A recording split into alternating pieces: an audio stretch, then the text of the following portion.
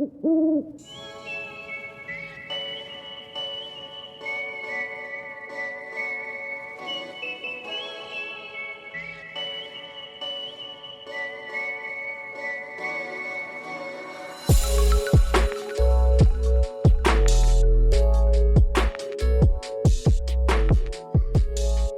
back to another episode of the Owl Talk podcast. In this episode, we are talking to Dr. Matt Johnson. Dr. Johnson is an alumnus from Theta Beta chapter at Saginaw Valley State University in Michigan, where he majored in marketing. After finishing up his degree, he earned a master's degree in student counseling and personnel services before obtaining his doctorate from the University of Maryland. Today, Dr. Johnson is joining us to talk about trends in higher education, as well as his volunteer work for Sigma Pi Fraternity. And before we start, I thought I'd have to say I'm pretty excited to geek out on some of the higher education trends with a kindred mind, so I'm looking forward to the conversation. And with that, welcome to Owl Talk, Matt. Thanks. I am so excited to be here with you and to be here on Owl Talk. I love this. Awesome. Hey, before we dive into your volunteer work for Sigma Pi, maybe we could take a few minutes to go into your background, your educational achievements. You know, I gave just a very brief sketch of where you're from, but maybe a little bit more about your personal history, what brought you to Sigma Pi, and then ultimately what brought you to your current career as a professor of higher education at Central Michigan University. Yeah, well, I am one of these people who never really even thought college would be in the cards. I grew up in a really small town called Montrose, Michigan, and I grew up on a small farm, and I graduated with 86 kids, and about half of us went to college, and maybe a little less than half ever graduated.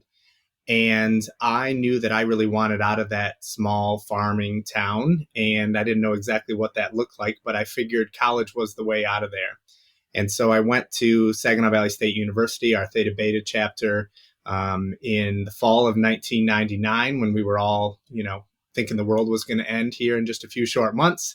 And I was really excited to be there. I was the first time I ever went to that campus and stepped foot on a college campus was when I moved in. I didn't do any orientations. I didn't do any of that sort of stuff. I just dove into the deep end. And I wanted to be close to home, and I thought that my ticket out would be in business because business people had a lot of money and they wore nice clothes, and I figured that was going to be my exit ticket. So I started with marketing and declared that in the little town newspaper that I was going to Saginaw Valley State and going to earn a marketing degree. And 4 years later, that's what I earned. I had a first year of college living in the freshman residence halls where I really didn't do anything. It was really uneventful. I was uninspired and unengaged and didn't really have a sense of what was coming next and what I wanted out of life. And it wasn't until my second year that one of my roommates was already a member of Sigma Pi, who said, hey, you ought to think about doing something more next year in coming out and doing this. And so that's when I decided to join this great fraternity, and then my life changed ever since. It's pretty amazing. I have a similar story about how, like, I didn't tour college campuses, and I didn't do any of that stuff before coming to college. And I got to college, and I was like, wow, this is different. This is a different experience. Well, thank you for the background. Now, also before we jump into the volunteer work for Sigma Pi, maybe we could talk more about higher education, and maybe we can think about it from two different lenses. First, what are the trends out there, the big 30,000 foot trends that our listeners who are not steeped in the world of higher education should know about, and then after that, maybe we could talk a little bit about which of those trends might directly impact Sigma Pi Fraternity and specifically our chapters. Well, Joe, I'm so glad you asked about these things because this is what I love to talk about in my personal and professional life. In my professional life, people are usually modestly interested at best about this. In my personal life, people are never interested in this kind of stuff. So I'm really thrilled you asked this. So let me give you a few kind of high level trends that I think are worth noting. One, just sort of starting, is around enrollment. And if you have been on a college campus in the past 5 or so years, you have probably heard a little bit about enrollment concerns and dwindling enrollment. We are now, at the time of recording this, exactly 5 years from the time when we declared that this national health emergency, world health emergency of COVID-19. And that following year, in higher education across the United States, we saw the single greatest drop off of enrollments since 1951. Wow. I mean, 70 years worth of the single greatest drop off from one year to the next. And now that we're 5 years removed from that, it continues to tick up, but we are still down 1 million students from where overall college enrollment was at the start of the pandemic 5 years ago. So there are 1 million less bodies on college campuses. Um, Enrollment's ticking up at, in particular, community colleges. We'll talk a little bit more about that in a little bit here. But overall enrollment at four-year institutions, where we find our chapters, continues to be down. So Wow. that's kind of one big trend to note. Other different kinds of institutions are hit hard, particularly regional institutions like Saginaw Valley State University, Central Michigan University, where I currently work and have been the past 13 years as a professor, continues to be down. Four-year institutions have taken quite a hit. So that's kind of overall. Other trend that's worth noting, again, at this 30,000 feet, is who's coming to college. We have seen a rapid diversification in terms of the students and their experiences. We see more students of color coming to campus, with the biggest enrollment boom among Latino and Latina college students. We have more first generation college students like myself, whose neither parent or guardian earned a bachelor's degree. There's different ways to define that. We're seeing more women and fewer men come to college, which we'll talk in a moment about big implications for that. We're seeing big financial challenges. I call these kind of the two M's. Money and mental health are Mm. two really big trends that colleges are contending with. We have more students who are struggling with mental health than ever before. The latest national data, it's a survey called Healthy Minds, showed that 40% of students, that's 2 in 5 undergraduates, will have a serious mental health issue while they're in college. Wow. And Wow. that's pretty striking. When we ask students about when they come to college, how much concern do you think you're going to have for paying for this whole endeavor? 1 in 5 students indicate that they have serious concerns. 3 in 5 students indicate that they have some concern. And it's only 1 in 5 students say, I don't have concerns. Parents have saved, I'm on a scholarship, I'm independently wealthy. I don't know who these folks are, but only about 1 in 5. But 4 out of 5 students say that they have some concerns about that. Also related to that, about 1 in 3 students say that they experience some kind of food insecurity, not having enough to eat, skipping meals, not having enough, nutritious kind of stuff to eat, and that sort of thing. So we're seeing more students, more diverse kinds of students, fewer men, more students of color, and we're seeing greater need when they come. So Amazing. that's a big, yeah, this, and you can just think about, and I know we're going to get to this here in a little bit, what the implications of this are for the fraternity experience and for Sigma Pi. Yeah, yeah, I do want to dive into that though. Before we get there, I'm just curious because I know in my conversations around enrollment specifically, which is always a hot topic on college Oh campuses yeah. these days, we often talk about on my campus the cliff, the 2025 enrollment cliff, and how it was uh, created from the financial crisis that struck the country in 2007 and 2008, and how a natural reaction to that was people stopped having as many kids because you gotta pay for kids, and so there's just less bodies. Do you see that in the research? Do you see there's just less bodies overall going to college? Yeah, absolutely. We hear all about the enrollment cliff too. Some of that I think is a bit, you know, hyped up and Yeah, manufactured, but certainly your larger point there of there are fewer bodies, and there are fewer bodies electing to come to college and four-year institutions in particular. Yeah, Absolutely. I remember when we first started hearing about this probably 10 years ago, about the cliff that's coming in 2025. It was going to be Armageddon. Everyone was closing and college wasn't going to be a thing anymore. Certainly overblown, but interesting that there's some data behind that decline. Anyway, I could talk about these data points all day. Oh, Let's yes. let's talk a little bit about how some of this will impact our chapters. How will these trends in higher education find their way into our chapters? Yeah, let me hit you with a couple other trends that I think are directly related. One is this idea of dual enrollment. How many college credits did you come to college already with, Joe, when you came to Me, college? none, Zero. none. I was a Yeah. zero person too. I asked that class this, or asked that question to my undergraduate class this week. And I said, how many of you, I have 50 students in the class, how many of you have come to college with credits already? And mostly first year students. It was more than half. Wow. And so there's a huge trend in what's called dual enrollment. We have more people coming already to college with averages about 12 to 16 credits already accrued. And that's an average, right? So we know right now 90% of high schools in America offer some opportunity to earn college credit before you get to college. This is something that we live in politically divisive times. This is something that everybody loves. Everybody loves early college, giving kids in their communities and in their families more opportunities at cheaper cost to get credit. And so Sure. that's a big one. So what that's causing is students coming to college not having to take as many general education credits, particularly the big Psych 100 or Com 100 sociology sorts of courses. Many of those are getting done early on. So that's a huge one.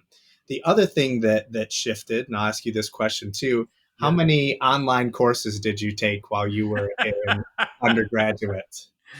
Well, you could tell from my response, online wasn't really a thing. We were just trying to figure out that new email stuff. Absolutely, yeah. We must have went right around the same time. So right now, even for our students who enrolled at a face-to-face 4-year institution, a little over half of them, the latest estimate is about 53%, have at least one online class as part of their traditional load. So this idea that we're coming to college, we're going to take 12 to 15 credits, it's all going to be face to face, we're all starting at the same point, is a thing of the past. So many students have online classes. They might have a hybrid course where they're taking part of it in class, but all the discussion sections are online. And they might be online synchronous, where you meet at a given time in a given place, like we did to record this, or it might be asynchronous, right? There's so many of these things that students' lives are pulled in many different ways when they're actually taking class. And one of the things that this has done is having more classes, having more flexibility, having more options to earn credit before they get there. Is we're seeing the 4-year graduation rate tick up every single year. 10 years ago, the percentage of students who graduated in 4 years was about 25%, 1 in 4 students. In a little less than a decade, that's up to 33, 34% now, 1 in 3 students. But what's really interesting about that, Joe, is that it's not really moving the needle in the number of graduates overall. It's taking the total number that would graduate anyway and getting more of them done quicker. Interesting. Now, what that means for Sigma Pi is that a few things. One is that we have fewer men coming to college, right? We know this is the case. You can put this into Google, men college, and it's littered with articles around men not coming to college, men opting for other career paths, the trades, the military, small business ownership, all that kind of stuff. So there's fewer men enrolling. Men are also being outperformed by women at every single level of the education system in America right now: kindergarten, first grade, second grade, middle school, high school, college. Higher GPAs, higher graduation rates, higher retention rates. And so that's something we have to pay attention to. Right now, at 4-year institutions, women are more likely to graduate than men at a clip of about 8 to 10%, which to some of our listeners might not sound like a lot, but it adds up, right? So for every Yeah. 10 graduates, you're getting one more, right? This 8 to 10% clip year after year has a big difference, and that has huge implications for us as a fraternity. And then I was, at the time we called them educational leadership consultants for the fraternity. After I graduated, I was a road warrior and traveled the southern region all the way from Maryland down to Florida, over to Louisiana, and up to Kentucky and Illinois. And I visited 34 chapters when I was on the road then. And whenever I would go and meet with our chapter members, this was back in 2003 and 2004, they would talk about the problems they had back then with members meeting their financial obligations, with people their brothers who were really struggling with one thing or another related to their overall well-being and that sort of thing. I don't know that we really called it mental health as much as we do now, but that was 20 some odd years ago. And that money and mental health kind of stuff, it continues to tick up. It's exploded on college campuses. And I think all those things together have big implications for the way that we structure our fraternity and the work that we do to try to carry this legacy and mission forward.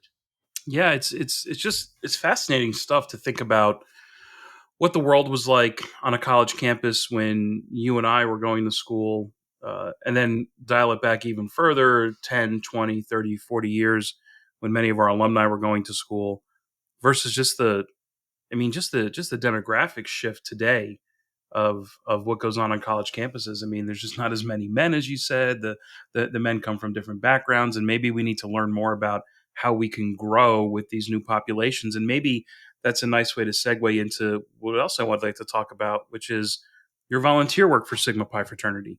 A few months ago, our Grand Sage Christian Mealy created a bunch of committees and task force, including the Growth Opportunities Task Force.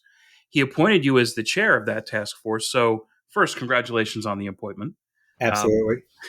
Maybe you could talk to our listeners about what the fraternity is hoping to accomplish with that Growth Opportunities Task Force. What type of issues are you planning to look at? So whenever Christian sends you an email or calls you, you always know that something good is about to be on the other end of that. And it's funny. I actually met Christian for the first time. He was Sage when I was a leadership consultant out on the Oh, road when I wow. went to Towson. So we met there and have stayed in touch. Ended up doing my PhD at University of Maryland, as you said in the introduction, and I got together with him out there several times and his band at the time and that sort of thing. So it was great. So he reached out this past summer because one of the things I think he is keenly aware of, as many of us are, who spend significant time volunteering and working with the fraternity, is that we have to figure out what and how we can engage our alumni members more effectively.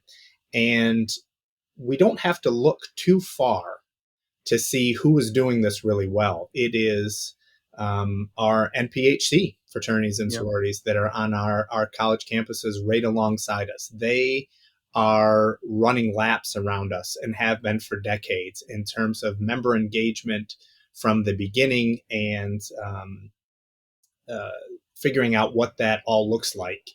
And so that's broadly what we're trying to do. We're trying to get an understanding of what do our current alumni clubs and groups do? How are they structured? Because we're finding pretty vast differences in the ways that they function. And then also, what can we learn about how other organizations, particularly NPHC organizations that are doing such a great job at this, what are they doing that is allowing them to really thrive on the alumni engagement component?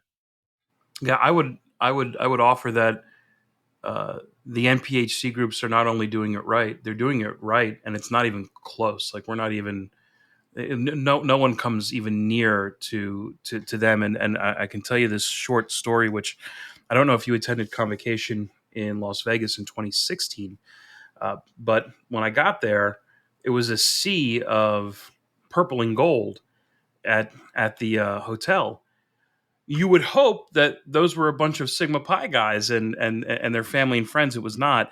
The Omegas had their convention at the same hotel that we were at. They were just ending their convention, and they had, I think it was over 10,000 people there. Absolutely. Yeah. I mean, it's not even close. Anyway, thank you for that. Um, Now let's try and tie this all together. So maybe some of these connections between the trends that you've seen and the work that you hope the Growth Opportunities Task Force engages in. Where do you think there's some easy connections there? Yeah, well, because I'm a professor, I wanna talk lofty at first, very quickly, not to bore our listeners, and then distill it down to really, I think, specific points. But I think this about this connection between trends in higher ed and this task force is really our connection to our ritual, right? And it might sound odd, but give me a moment to maybe explain this. I think our ritual fundamentally, like other fraternities and sororities, is about this tale that imparts these life lessons for how we persevere through life challenges. That's fundamentally what this is about. And college students and college men in particular in 2025 face a lot of challenge, and our ritual has this part in it, and I'm not giving anything away about we should always find our limbs ready, right? We should always be there to support our brothers and what they deal with in college and beyond. And I think when our fraternity in Sigma Pi is at its best, that's what we do. We grab each other by the arm, we walk hand in hand through college, we transform lives and get them across that graduation stage. We do less well when it comes for what happens after you leave that stage. Um, and in many ways, I think that our challenges are just beginning in life after graduation. Not to diminish what people go through in college and before they even get to college, but life, at least in my experience, gets way more complicated, way more complex, and having the support of your brothers after that is in many ways more important than the 4 or 5, 6 years you might spend with them in undergraduate. And so that's what I think this task force is all about in my mind. How do we ready our limbs to support the men through this life in the spirit of fraternal brotherhood, dedicated to the ideals we instilled in college once they leave? Um, and I think that there's this other element too that Christian often talks about when he kind of put this task force into motion, which is what about the needs of the men in our lives that need support and stand for these same ideals as us that are out there in our post college lives. He talks a lot about the coaches of our kids teams who we see are out there doing stuff, other parents, people at work that we find, people maybe at our church or place of worship.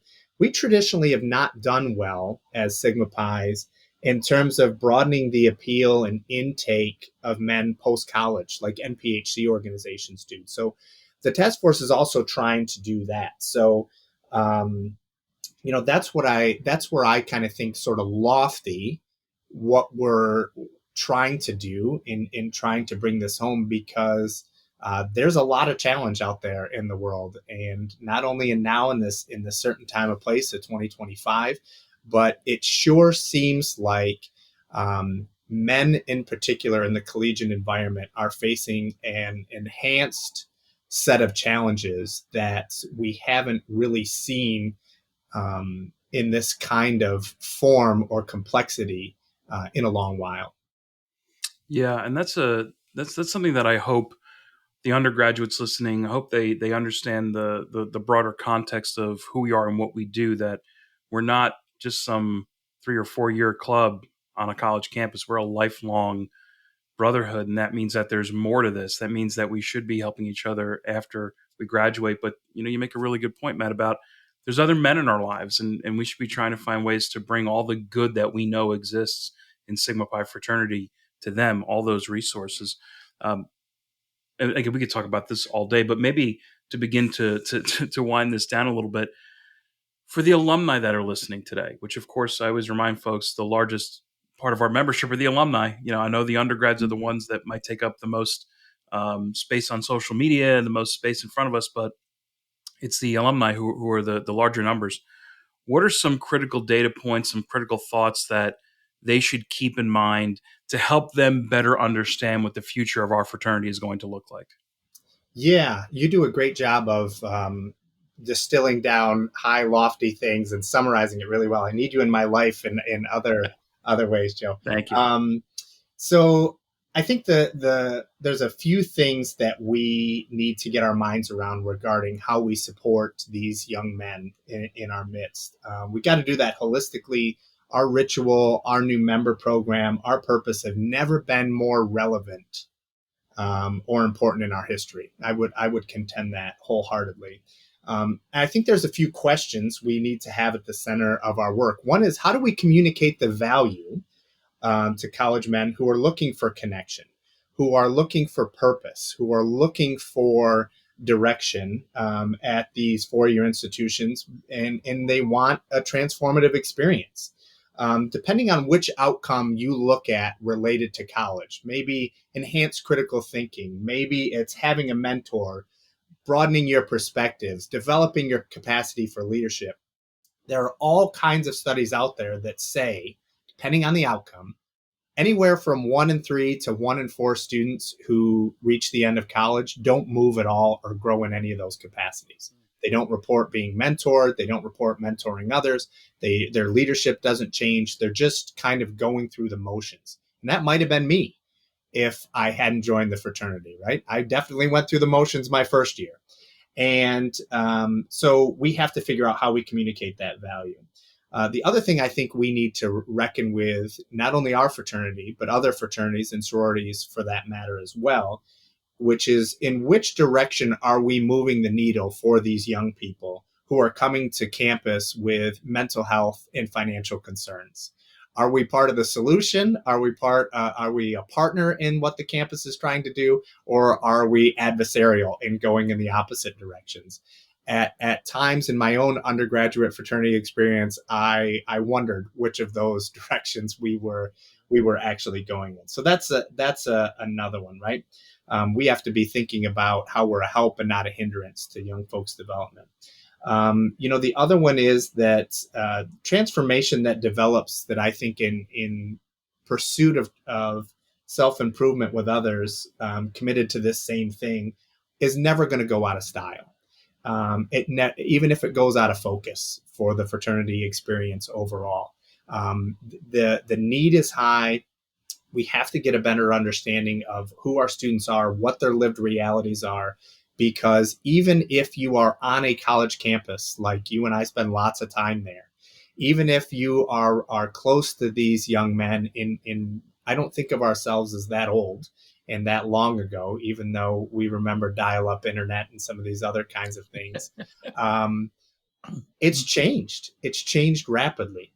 The undergraduate experience was changing before COVID, and it was accelerated as a result of COVID. And we have a lot of young men who are out there who are craving connection, craving transformation, spending a lot of money to be at our four-year institutions. And they're not doing that because they just want to learn their particular discipline. They want this larger experience. And how we go about doing that, I think, is the crux of the next 25 years that I'll serve as an alumni volunteer and a member of this great fraternity.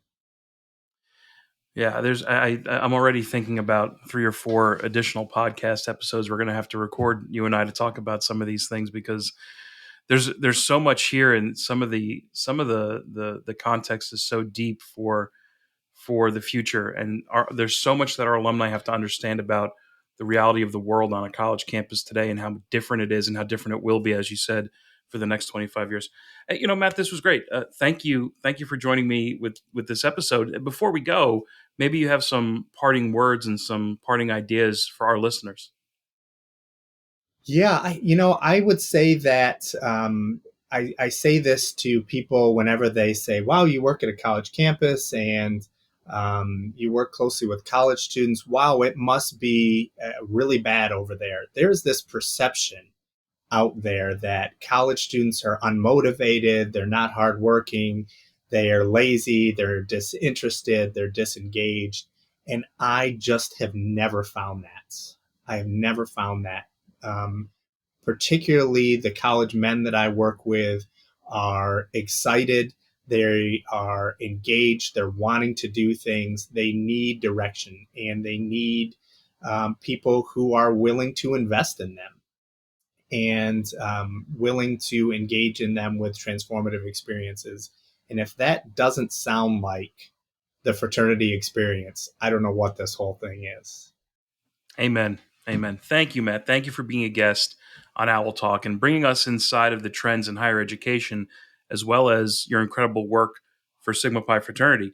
Hey, if our listeners want to connect with you, what's the best place to find you online? Yeah, LinkedIn, Blue Sky, Facebook, Gmail, they're all the same six letters. It's MRJ, that's my initials, and then UMD for University of Maryland. Go Terps. So MRJ, UMD, LinkedIn, Blue Sky, Facebook, Gmail. You can find me out there. Perfect. Thank you very much. For all of our listeners, remember you can stay up to date on the latest in the world of Sigma Pi Fraternity by following us across social media. We are at Sigma Pi, all one word, on Instagram, X, and Facebook. On YouTube, we are at Sigma Pi Fraternity, also all one word. Thank you to everyone who listened to this episode, and we look forward to you joining us for the next Owl Talk podcast.